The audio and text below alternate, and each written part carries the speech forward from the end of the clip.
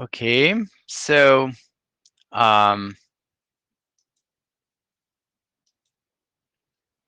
this is the ACE session starting.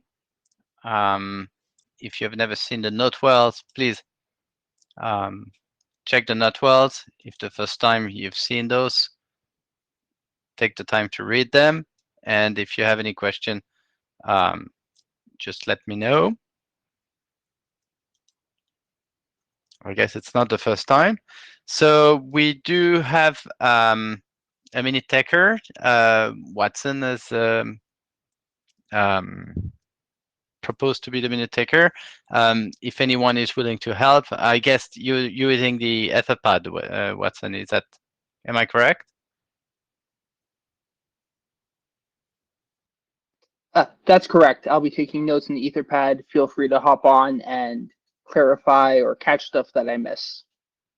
Okay, so anyone willing to help, that would be more than welcome. So I'm wondering if Ben is present and if he wants to say something. Oh, I can see him. So I'm wondering if you want to speak now or if you want to speak a little bit after we've been through the working group status. Let's wait until we're after the working group status, I guess. Okay. Okay, right. So let's move to the working group status. So we had a bunch of drafts that are in the RFC editor queue. So some of them have been sent with some minor needs to be addressed. So I encourage the co-author to respond to the RFC editors. I mean, let's say within the 24 hours, the questions are coming. So I've seen some of them starting doing so. So keep on doing that, so that we don't stay with those drafts in the RFC editor queue for too long. But overall, I'd like to congratulate all the co-authors that have done the necessary to have all this draft being passed. I think it's like we are turning one page for this working group. So what we have also in the for AD review is the AIF draft and the MQTT profile. And we have two drafts in working group last call. So that's the COAP EAP and the CMPV2. I hope this meeting is going to close those working groups last calls. So that's really the intention of that group. Now, assuming those drafts are going to be done and sent to the ISG soon, we have another bunch of draft that the working group should be focused on. So we have the key group com. So for this draft, we do expect to have a working group last call to start right after this IETF, and we're basically encouraging people to review. So we already had. So I can see the Jabber. So the data tracker does not seem to think that IEF is in AD review. So yeah, I have to check then. Is that the data tracker or the AD? Sure. We'll check. We'll have to check out offline. Yeah, we'll see what is going on. Maybe the not the right button has been pressed, but this is what we have in mind. So so the other drafts, so the draft we are expecting some reviews is the key group com. So what I would like to check is who is volunteering to review this draft in the next few weeks. So I Yeah, thank you, Signem. So Signem proposed to review this draft. I remember during the interim meetings, I don't know if Goran is present. Okay, so Goran is there. So we have 2 reviewers. The other thing I was thinking of is Francesca. I'm wondering if you would be able to, not that you get used to review every sort of draft, if you could have a deep review as if you were not the co-author of that draft.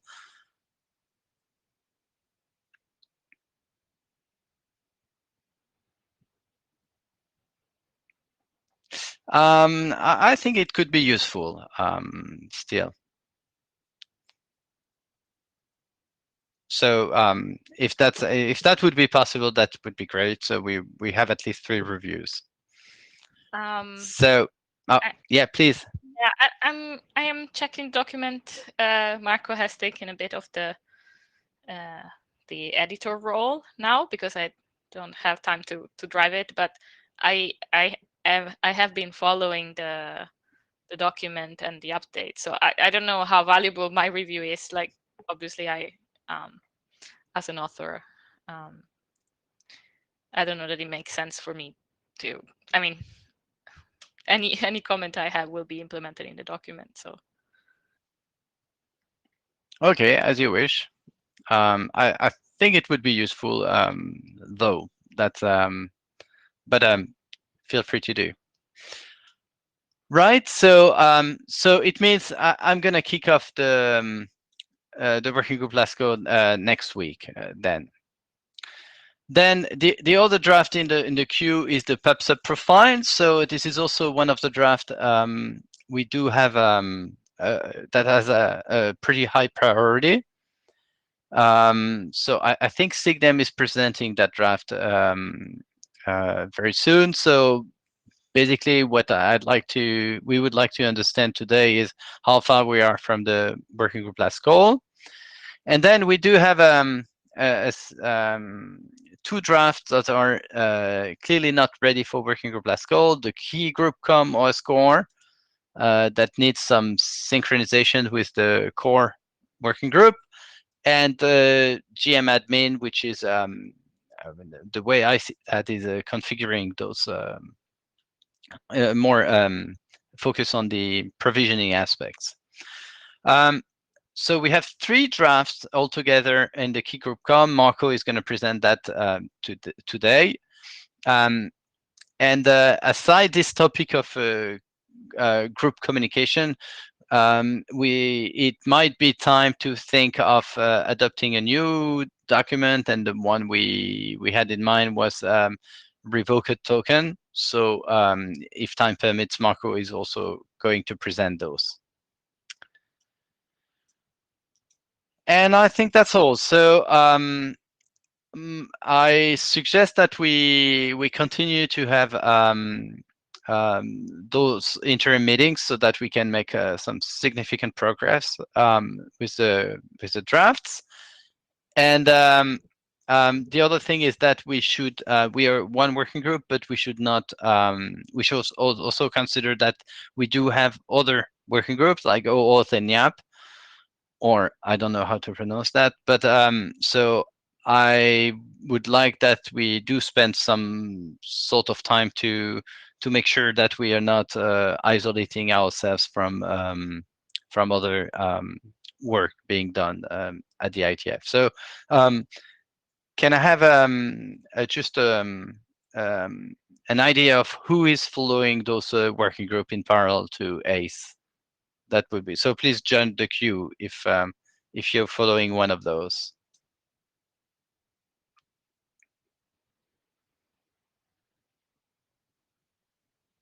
So I am hearing that I mean, we are not very closely following those working groups. So now that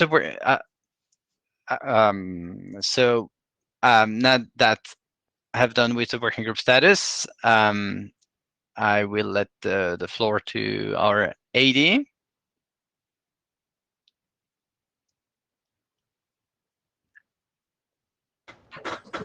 Yeah, thanks for giving me the time.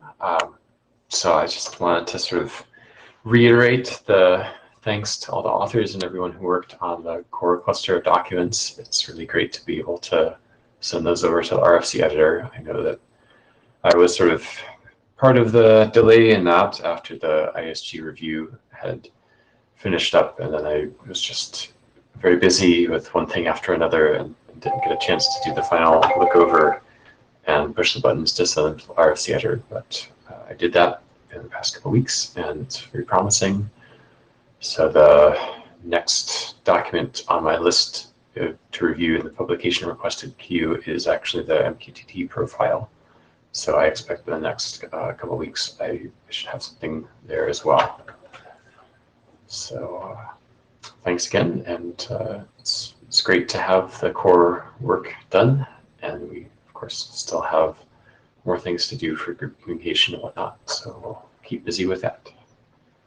And over to the next presentation, I guess. Yeah, so let's see, is it Dan or Rafael presenting? Yes, this is Dan. So thank you very much. For starting, I would like to thank Mohit Sethi and Karsten for their review on the previous version that we used to improve, and based on their reviews, we are presenting now the last version of the document. So based on their feedback, we added well-known URIs for both entities, as the exchange has both of them at one point as server. We also changed the URI to conform to the IOAS scheme to provide the ordering warranty without resorting to any additional co-op option. We also added in that regard, with the current changes, some explanations about error handling. We were also requested to elaborate on the crypto suite negotiation. We have also done that. And also we explain a bit more in a bit more depth how the process of key derivation is done, and added the IANA considerations that were missing. So the next slide, please. So in this case, we are setting the URI to well-known /a, signaling the process of, referring to the process of authentication that I understand that has to be assigned by IANA, but just a suggestion.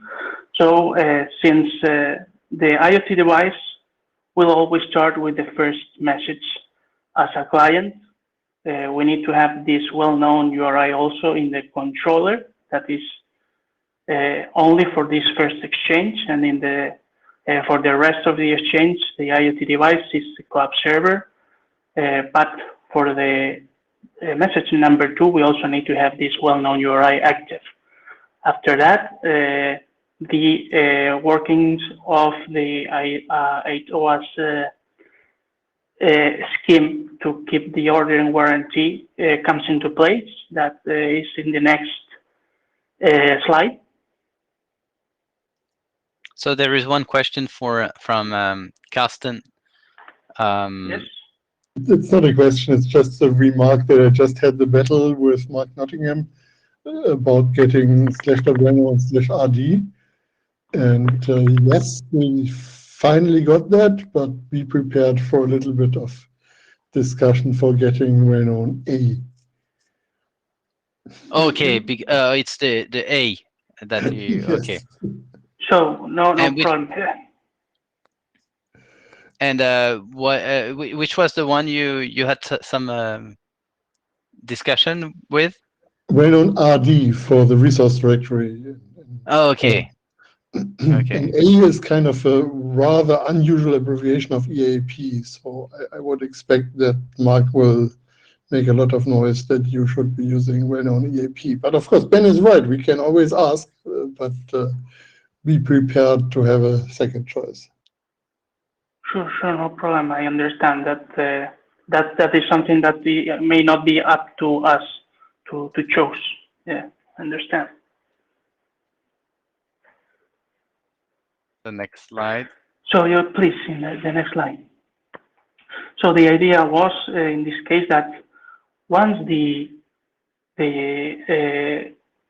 server receives the first message from the controller, at that point it can create a resource in the co-op server, and that resource can be represented with any value that is to be assigned by the co-op server.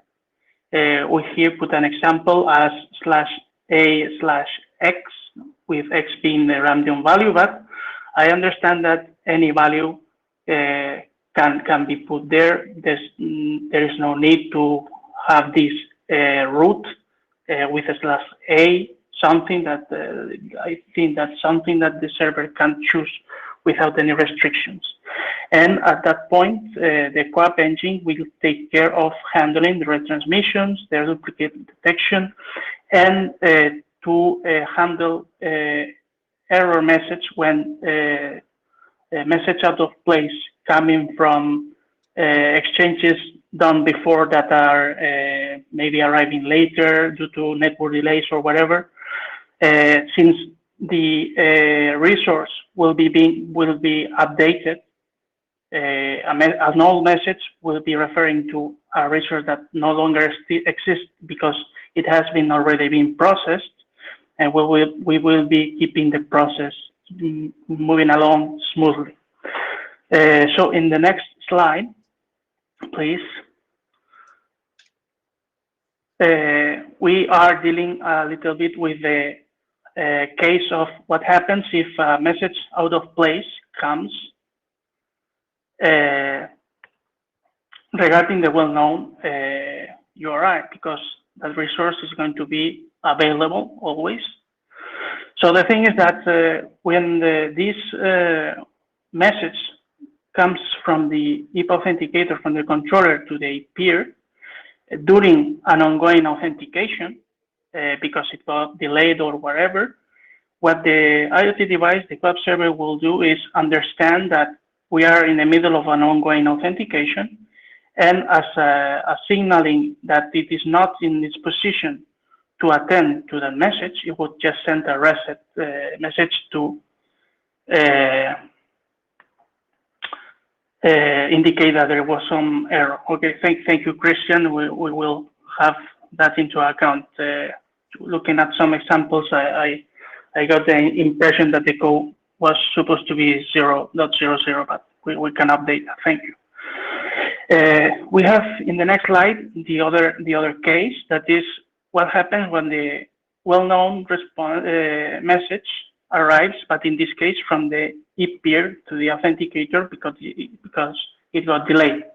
Because this message particularly is a non-confirmable message that also has the no response. If arrives during an ongoing authentication, the controller can just omit it without any further consequence. But in case it arrives during the time that the authentication has finished, then the controller doesn't have any additional knowledge about being a message out of place, and it will start a normal authentication process. But because the IoT device was not the one that started the process, it will also send a reset message letting him know that, okay, I need to be the one that starts the process with the first post sent by me, right? In the next slide, we are elaborating a bit on how we are dealing with crypto sheet negotiation. We had two options basically to create a new option specifically for this purpose, but we saw it that this was not the best alternative because we will be forcing all co-op implementations to be updated. I think that's not desirable. The other option was embedding the Cyphersuite negotiation inside the co-op payload. The problem is not a problem, but the issue is that currently we are carrying the IP messages inside the payload, so we need just to be aware of the structure of the message to be able to parse it correctly. But in addition, we also need to be aware of that we need to prevent a downgrading attack. So in the next slide, we explain how we understand that this could be done. So in the co-op payload, first is always the IP packet, and by its own structure, the IP packet tells its own length. So we should be able to parse it without any problem and without any additional overhead. And when we are finished parsing the IP packet, we will find a CBOR array with a list of the cipher suites that the controller is able to manage and is proposing the IoT device to choose from them for the process. So in the second message, in the answer, sorry, to the second message, the IoT device will answer with the choice of cipher suite, as we can see in another CBOR array. Next slide, please. Here are the key derivation process for establishing the OSCORE security context. We are deriving the master secret, the master salt, and also the recipient ID and the sender ID, all based on the MSK. We are using in the master secret and master salt what we call their CSO, that is the contents of the cipher suite negotiation. This way, we are binding the content that was exchanged.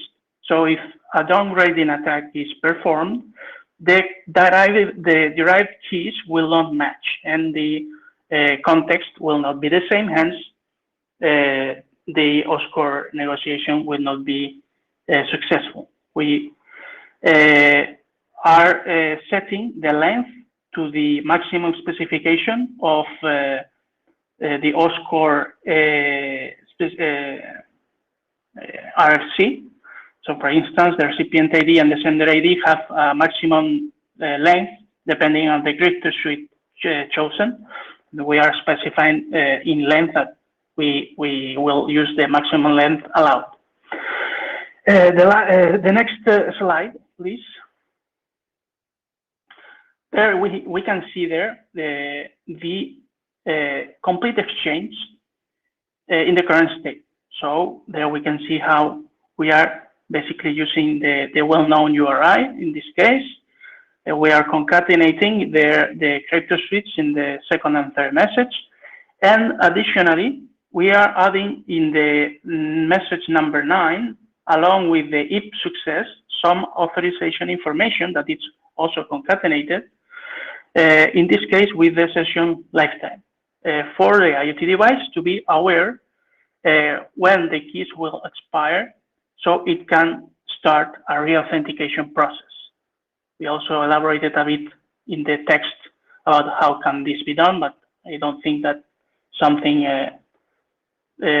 so taxing that we can discuss here, but I think it's just interesting to mention that we did this, consider this addition. I think, I don't know if there is another slide there, or we just finished. Okay, yes, the IANA considerations. Thanks to Mohit that commented these details. We need to ask the IANA for assignment of the EWI identifier and also the assignment of the URI. And I think that's it. Thank you very much for your time. Okay, so I think you can start the procedure of, I mean, the negotiation with Mark of the URI, and you probably can check with the IANA if your section is fine. So while maybe some other people review the draft, because you need 2 weeks generally to get a response. So it gives us some more time for Christian to read the document again. And if anyone has a question or anyone wants to review the document, it's the right time, because this draft is going to be soon shipped. Thank you. Yeah, I have a pretty simple observation. So you are designing a few new protocol data units here, like the set of cipher suites and so on. And just make sure that you design them in such a way that when you have to have the second version of this protocol, you have an ability to extend this. So you have something in the array or in the session lifetime that allows you to up a counter and say something different. So that would be my reaction to this presentation. Okay, thank you very much. We will try to have extensibility in mind. Okay, my comment was sort of related to the EAP side of things, because the recent discussions in the EMU working group about EAP TLS 1.3 sort of reiterated the importance of being able to think about the EAP state diagram, but also the that sometimes you need a protected indication of success or a protected indication of failure. And in particular, we had to change the EAP TLS 1.3 spec after ISG evaluation in order to add that protected indication of success. And it looked like on the ladder diagram that you had that the actual EAP success itself would be conveyed inside the inner payload of a OS core option, which seems to me like it would count as a protected indication of success. But I just wanted to confirm that there was not a risk of someone forging the EAP success. Sure, yes. In fact, that was also our idea, to have the EAP success and all the authorization information protected with OSCORE, yes. Excellent. Thank you for confirming. Thank you.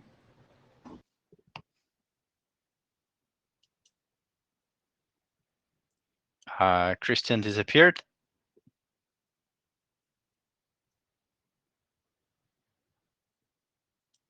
So any other comments on this draft?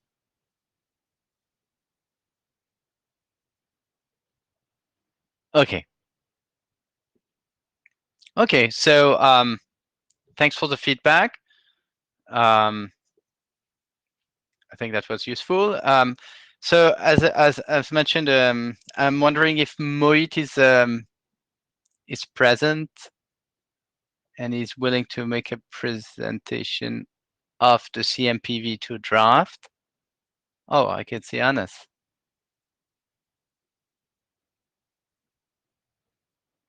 No, so I was expecting to make to have a presentation on the second draft that is in a working group last call, but I don't have the slides, and the co-author does not seem to be here.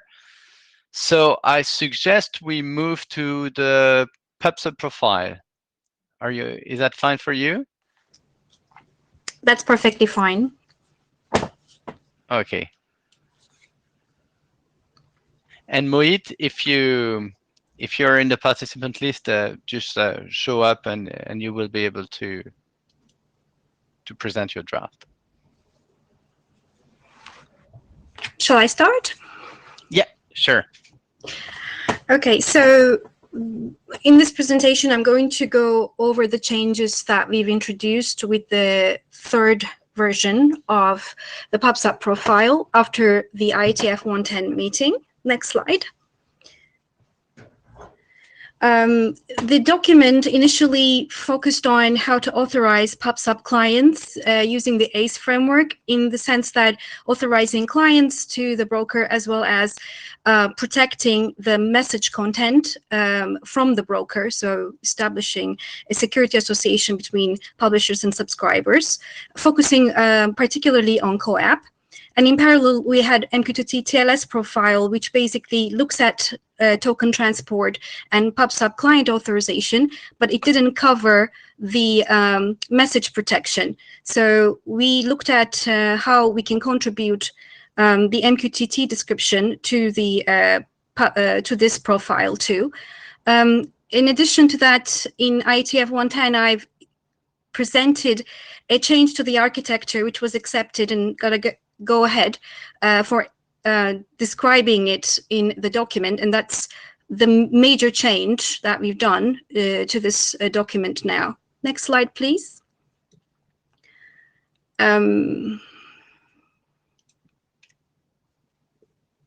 So let me remind you what that change was. Formerly, we had in the architecture two authorization servers.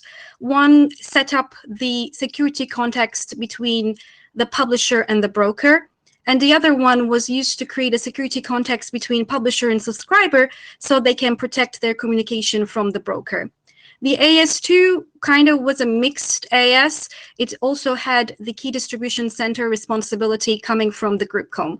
So for the AS1 publisher broker, we could use the token transport profiles like MQTT TLS profile, or the CoAP, for CoAP, the DTLS profile, or the OSCORE. And for the AS2 communication, we basically relied on the group com description. While looking at this and trying to understand how we could map to MQTT and some of the concerns raised previously by this separation of ASs, especially when the consistency of the policies that they have to work with might be a problem, we decided a new architecture where we have now a single authorization server, and a key distribution center and the broker are effectively acting as resource servers for these authorization server. Now, one for an implementer can decide to separate this to two separate ASs, but then the policy synchronization, like the decisions that are used to make to grant tokens to the publisher subscriber clients and their consistency is implemented as a choice, not as something by default that needs to be handled by the implementer. So that's what we're achieving by this single AS. With this, we basically also changed the authorization request a little bit. Before, there has to be two, of course, authorization requests respectively to the two separate authorization servers. Now there's a single authorization request, but for two audiences. So towards KDC and the broker.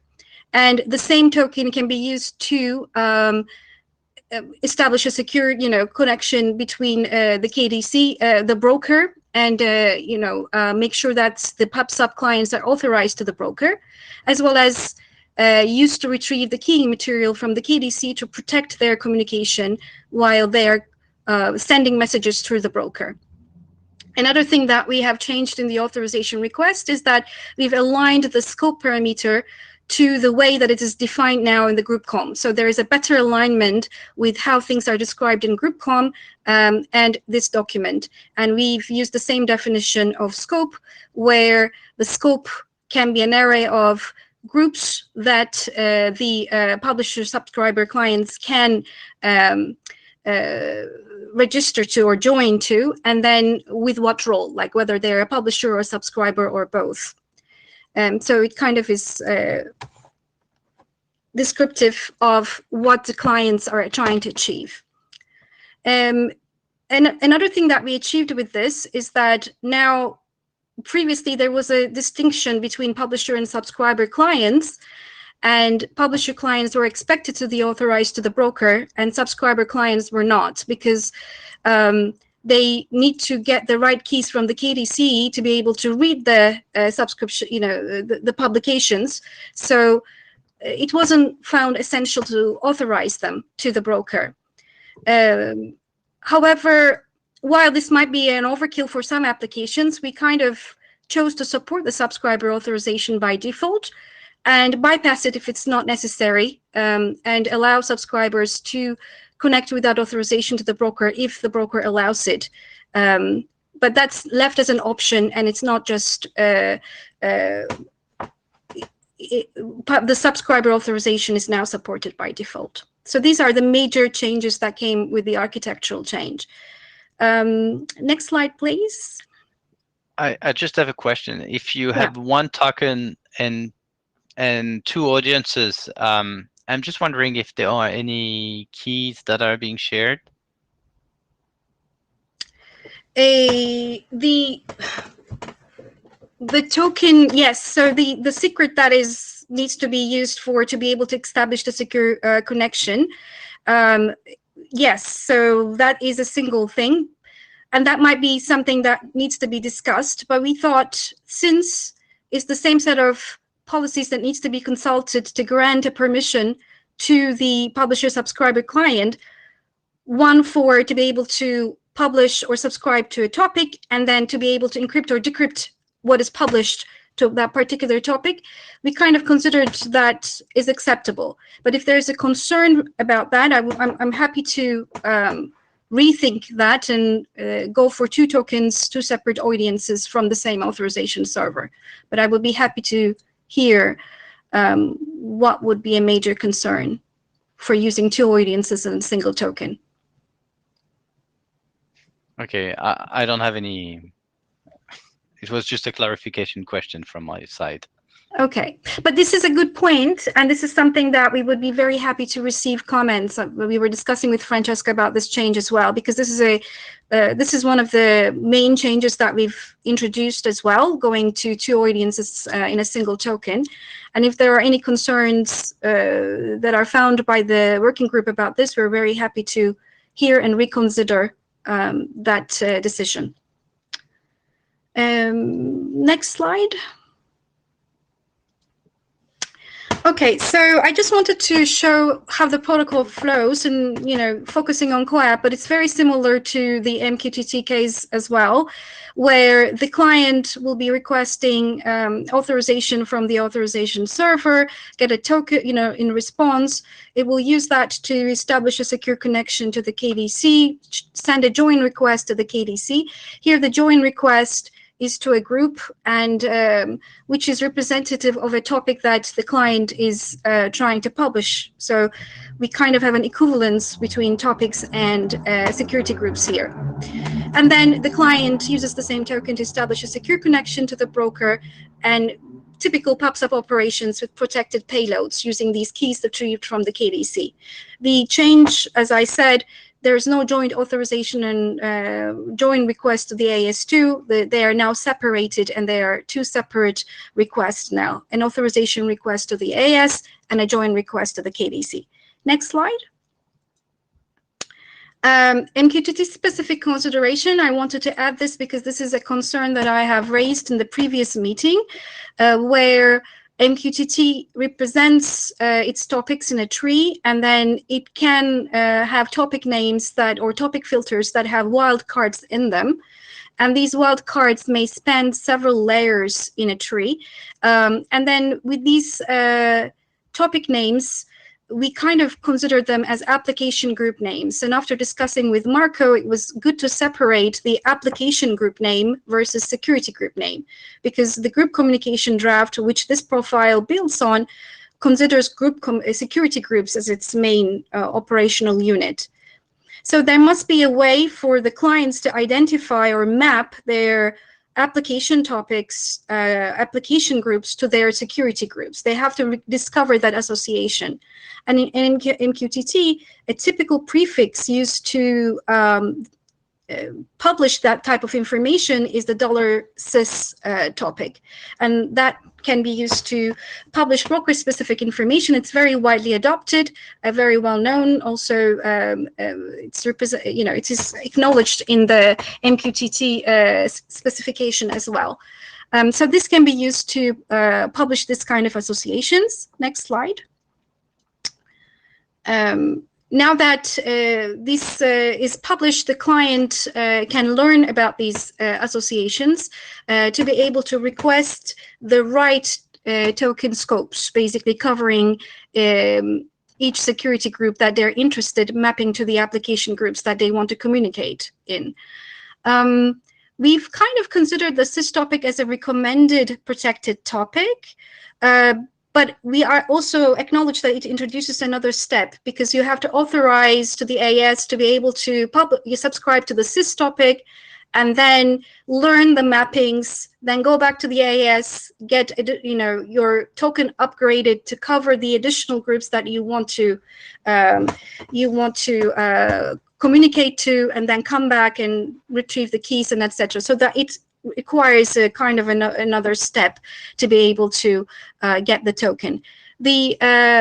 Once the client gets the necessary mappings, the token request will have scopes covering each security group, and then the KDC will be receiving separate joint requests for each of the security groups that the client needs to be a part of. Now, of course, the publications will be protected with the corresponding key for the security group, and then the RS would validate whether that mapping is correct and it's represented in the token for the client. For the subscribe case, again, you can subscribe to filters, but we put the onus on the client to be able to separate those topics so that it's kind of maps to a single security group, so that the broker can reject a subscription request directly and not necessarily need to do computations about, how much of that topic is covered in that particular security group. So whatever filter you're requesting, it must belong to a single security group. So those are the considerations we've added. We've kind of put the work on the client to ask for the right things. So, but I think it's kind of a good trade-off at the moment to handle the topic filters that have wildcards. Last slide, please. Next slide, and that will be my last slide. So I think the draft is ready at the moment to be, with its final descriptions. There might be some tightening of language that is necessary, and we can push another version after. But then after that, I think we're ready for the reviews. We, of course, are interested in implementers and wanting to hear who would be willing to implement. And that's it. Thank you. So I think Ben is willing either to comment or to implement. I'm willing to comment. I wanted to go back to the topic that we talked about briefly a little bit before about the single token with multiple audiences. Yes.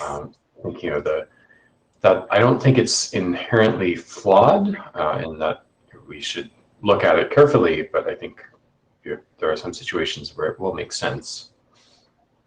But the security properties of how that works do vary quite a bit depending on sort of what type of proof of possession key you're using in the token. Like if you're using a symmetric proof of possession key, that sort of intrinsically is falling into the cases that we disrecommend in the core framework. But if you're using asymmetric proof of possession and a signed token, many things work out fairly well. The other point I want to make, sorry, go ahead. I think, yes, you're right. I think we have to describe it for both cases. And the ACE typically falls back to symmetric proof of possession keys. So in the main framework, so maybe describing it for both cases and giving it as an option might be a better thing. Or do you suggest to go to 2 tokens by default and then describe, and don't even bother describing 2 audiences? I mean, I think that you're correct that there is enough overlap that it will feel natural in many cases to use the single token. So I do not propose to make the default be 2 tokens. Okay. But yeah, we probably will need to have separate treatment for the symmetric versus asymmetric case. Okay, so that should be added to the draft. Yeah, and then the other point I was going to make was that in the OAuth world, which of course is not doing privileged possession really, it's maybe not universal, but it's definitely commonplace to use a single token with multiple audiences. And I believe that there have been some, if not attacks, maybe weaknesses or security considerations that fall out of that. And I believe that the OAuth working group has documented many of those. And so we should probably try to find those and reference them if they are appropriate to here as well. Okay, we'll do. Definitely. We need to add more to our security considerations anyway, so definitely add that to my list.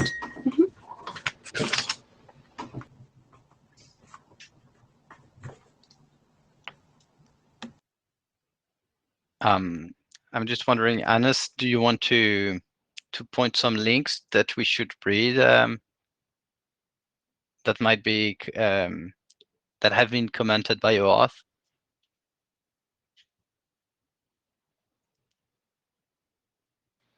No, I wasn't. I wouldn't know which one I should share. I need to think about that. Okay. If I mean, there's I think that would be helpful if you have something in mind. Yeah, let me think about it. Okay, thank you. So okay, so I mean, it's good that this draft is I mean, close to be done. There are some needs. I mean, that might not be only needs, but it seems the draft has reached a quite stable form. So I might be asking who would like to get a look at this draft in the, I mean, let's say in August or August, September.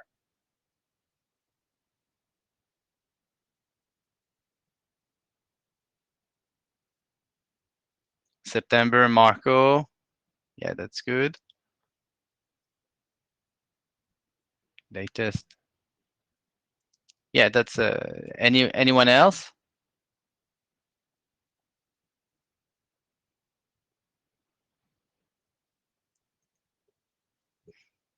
I mean, you should not be shy. So feel free to get a review on this draft.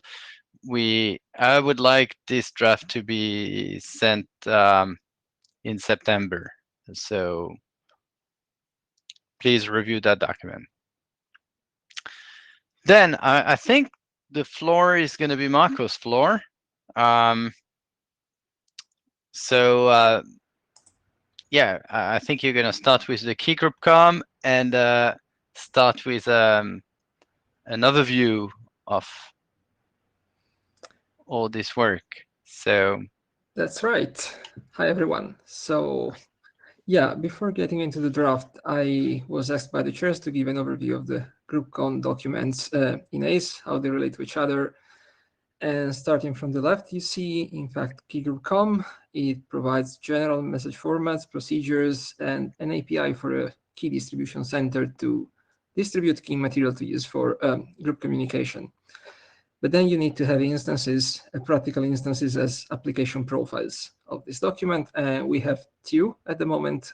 One is the PubSub profile just presented by Sigdem.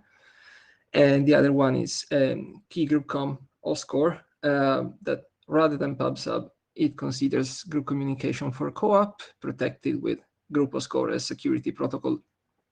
And it essentially extends the API at the KDC, which is specifically an OSCORE group manager for joining nodes and group members.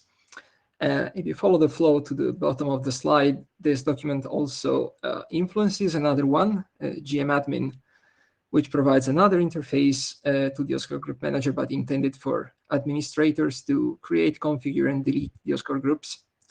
And now if you move all the way to the top of the slide, you see that the security protocol group OSCORE is developed in core. And of course, what happens there influences very much both key group com OSCORE and to a smaller extent also GMadmin. So next slide, please. So to me, but it might be only me. It's unclear to me what core is doing it is defined the main security protocol used to protect the messages in the group. So in ACE, we are dealing with accessing the group in an authorized way and get the key material. Once you're in, you start using GrupoScore. Okay. Okay, right. Thank you. So I anticipated that at an interim we had in June, the GrupoScore document in core was undergoing some major updates that had an impact for sure on key group common score. But some things were so general that were actually better to be done in this document, as in principle relatable to all possible profiles of it. But at the end of the day, it was only about 3 things. Number one, we generalized the proof of possession of the joining node's private key. We were going just for a signature. Now it's more generally a POP evidence. It can, of course, still be a signature, which will be in most of the cases, but it's up to the profiles to specify what exactly it is used. As a second point, this is also in alignment with GrupoScore, with what is going on in the Lake working group with EDOC. We are still indicating the format of public keys used in the group with the PubKey parameter, but before we were sticking to raw plain cozy keys, essentially because it was simpler. We are now going for different possible formats that have to be selected, at least in terms of code points, from the cozy header parameters registry as preferable, and examples are certificates of some kind, CWTs, or unprotected CWT claim set. And the third point is related. We are not assuming anymore that the format of the public key in the group is also embedding the identifier of the corresponding node of the group member corresponding to that public key. And this is something actually that at some point Ben was hoping we could consider, and taking this alternative route, we ended up there anyway. So now we are just using a separate parameter that we had around all the time anyway, as optional to be used, peer identifiers. So in messages transporting public keys of group members, we also have a separate peer identifiers parameter, including the corresponding node identifier. Next slide, please. So yeah, the last submitted version basically implemented those 3 changes. I think this version is stable now again, and the working GrupoScore is not 100% done in core. I expect one more round there, and consequently one more round in key group common score. But at the same time, I believe that shouldn't impact this particular document instead. So I believe this version 13 should now be ready for working group last call. At least it's a risk the chairs of the core working group are ready to take. Any comment on that?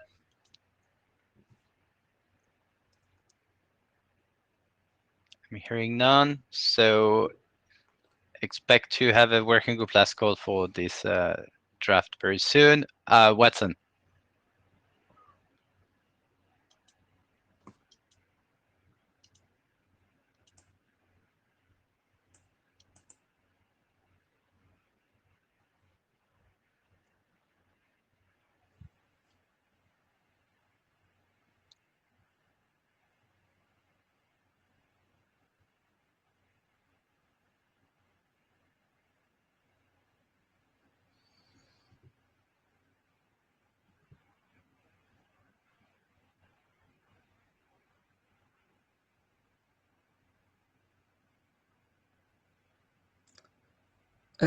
Thank you, Watson. The general case is that at any point in time, a group member doesn't know of what other group members are there. That's something they can learn querying the KDC for the current public keys in the group. More specific security considerations should come in the application profiles that instance this document. I think that's a very big problem, because the application profile, then the application profile has to redo the analysis of what is this protocol giving them and what do they need. And ideally, I think in sort of big frameworks, you have security considerations that cover what applications will need. And the application profile then says, okay, well, we're responding to these sort of things we need to do, and we see that we have enough coming from the underlying thing, because otherwise you have a very sort of weak notion, you have very weak things here about when it comes to group communication.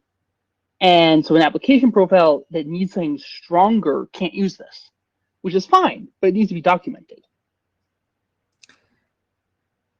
Sure, another point is that this particular document doesn't consider any particular secure communication protocol, which also has to be defined in a separate profile. So probably there's not so much too specific that can be said here already. Wait, okay, so it's not considering a specific security protocol. It's just considering the membership and handing out sort of identity keys to all the group members. So you're supposed to layer this with another group communication protocol on top.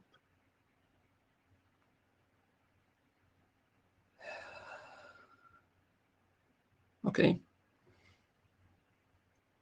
Well, I'm asking, I'm just really confused with sort of how manage, like, what are the properties you're getting from this draft? It's just about key provisioning, and yeah, the details really depend on the secure communication protocols used in the group, and that's something that is not in scope for this particular draft.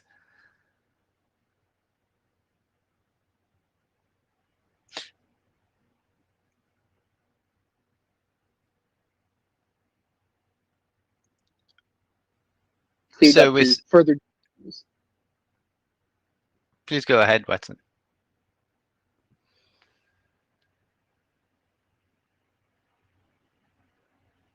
Sorry about the audio drop. Okay, I am deconfused. This is just about sort of group membership. You're just getting handed something that indicates that you're a member of the group, and okay, and so that's fine. Maybe there's some text in the draft that I overlooked, or maybe there's something that should be edited to make it clearer. I'll take a look. But thank you very much for clearing that up. Thank you, Watson.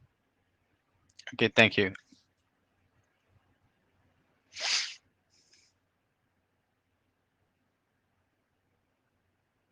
Yeah, I mean, I understand Watson's confusion. I had the same issue with the previous versions. Maybe that's because of the communication. So, okay. So Ben is saying in the chat that he was also a little bit confused. It's probably a titled thing. Okay, so I suppose that we are all pretty clear about what the intent of the draft is, whether it is clear or not. Yeah, sure. And as Waxon suggests, we need to make to decompose that to have that very much clearly in the draft. So this is why reviewing is matters at that point. Okay, so now we've done with the key group com here. And now Marco is going to present. I would have key group com Oscar, but I'm looking at the time and it's less than 2 minutes to go. Okay, so which one do you want? OScore? The key group com OScore? Yeah, that would be the next one. But very short. Next is going to be for the entire meeting. Yeah, so there's definitely no time to go through the details update, but basically there were changes in the group OScore document in core, and the update to this document was about aligning it to the group OScore draft in core, and especially additional requirements and expectations of services that the group manager had to provide in that case.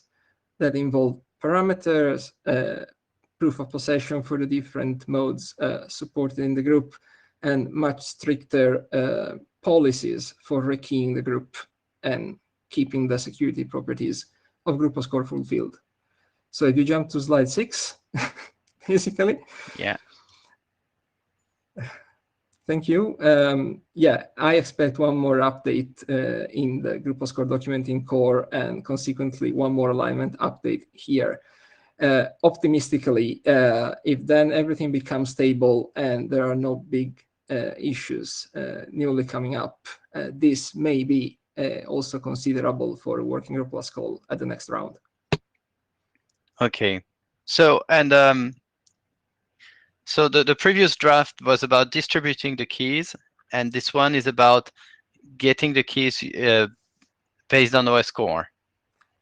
This one is an instance of the previous one, specifically to access groups where communication is protected with the group of score protocol.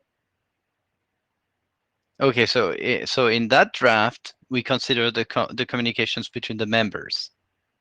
In this one too, once you are in the group, but the focus on the document is about getting the keys in an authorized way to enter the group. And the same is for every profile of key group com. Yeah.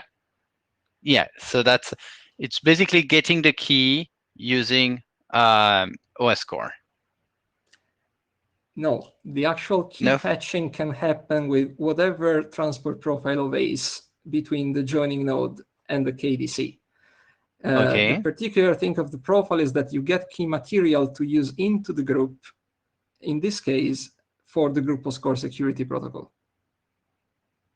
Okay. Okay, right. So it's to use OS core as a secure channel between nodes.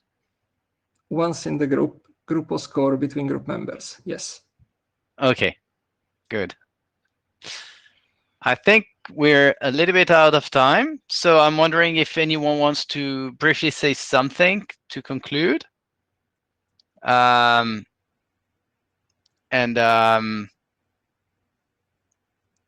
mean, if no one has anything to say, I wish you a happy IETF meeting and see you at the next interim meeting, probably in a month or two.